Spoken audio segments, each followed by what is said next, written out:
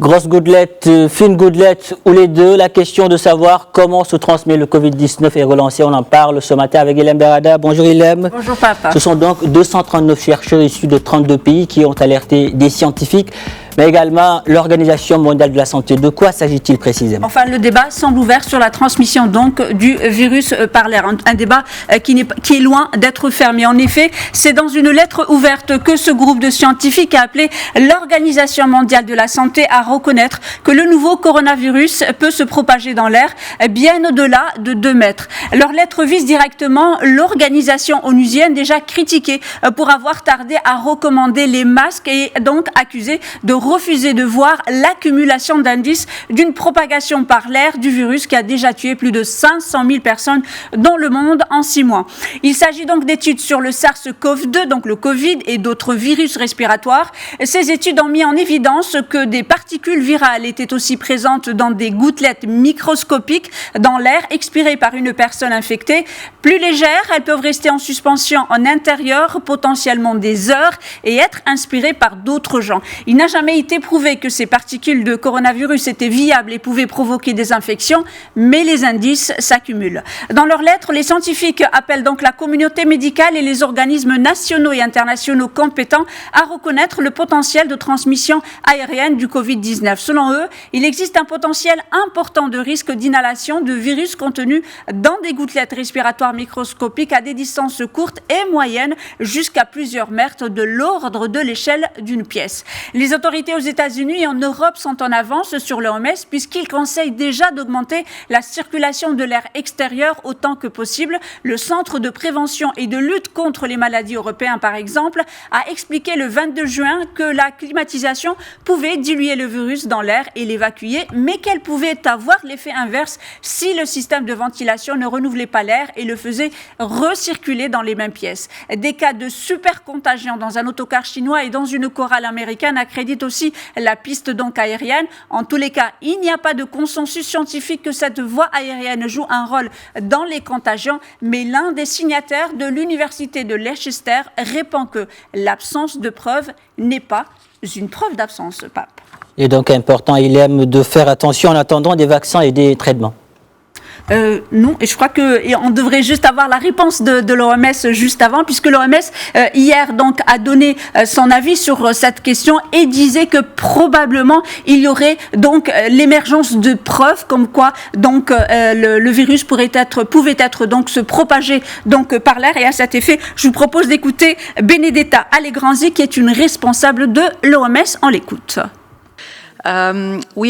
Nous avons abordé les différents modes de transmission possibles. Il s'agit d'un pathogène respiratoire et il est donc important que ce que nous savons s'intègre dans les orientations que nous avons. La possibilité d'une transmission par voie aérienne dans les lieux publics particulièrement bondés ne peut pas être exclue. Les preuves doivent toutefois être rassemblées et interprétées. Nous recommandons une ventilation efficace dans les lieux fermés, une distanciation physique et lorsque ce n'est pas possible, nous recommandons le port du masque. Nous devons donc, Ilem, prendre nos précautions en attendant l'élaboration de vaccins. Alors en attendant, comme on le sait, on n'arrête pas d'en parler dans la chronique. Donc il y a plusieurs essais donc qui sont donc à l'essai donc à travers le monde. Par exemple à Londres avec Oxford, c'est des essais donc qui vont commencer en septembre. On peut même avoir donc une fabrication de vaccins donc d'ici la fin de l'année. Mais l'Afrique aussi n'est pas en reste puisque des essais se font également sur notre continent. Et l'exemple vient du Togo. Il est donc important donc à partir de décembre, des chercheurs togolais vont tester sur des humains des molécules provenant de la pharmacopée. Les résultats des essais et analyses seront donc présentés vers la fin de l'année. L'initiative a été lancée par la faculté de médecine donc de Lomé et donc des chercheurs de la médecine moderne et de la médecine traditionnelle veulent mettre au point des solutions pour faire face au Covid-19. Donc selon le doyen de la faculté donc des sciences et de la santé de Lomé, Un travail scientifique et méthodique a été fait en moins de 3 mois.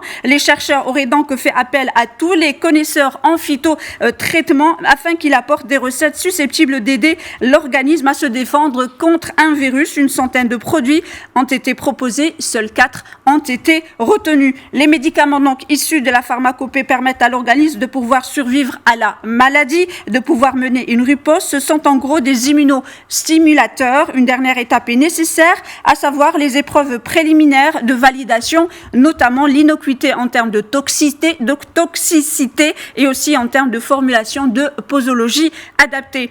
Les résultats des essais et analyses seront présentés à la fin de l'année et s'ils sont concluants, une généralisation de ce traitement pourrait commencer à partir de janvier 2021. Donc, Pape, les essais se poursuivent. Juste sur une dernière information par rapport donc à ces essais qui sont en train c'est de la médecine traditionnelle qui sont en train de se faire donc au Togo et plus précisément à l'université, donc la faculté de médecine de Lomé. Ce que précisent les chercheurs, ce n'est pas un traitement contre le Covid-19, mais c'est juste un moyen quand même de faciliter et de lutter contre ce virus quand il est une fois dans le corps. On va attendre donc les résultats, Pape.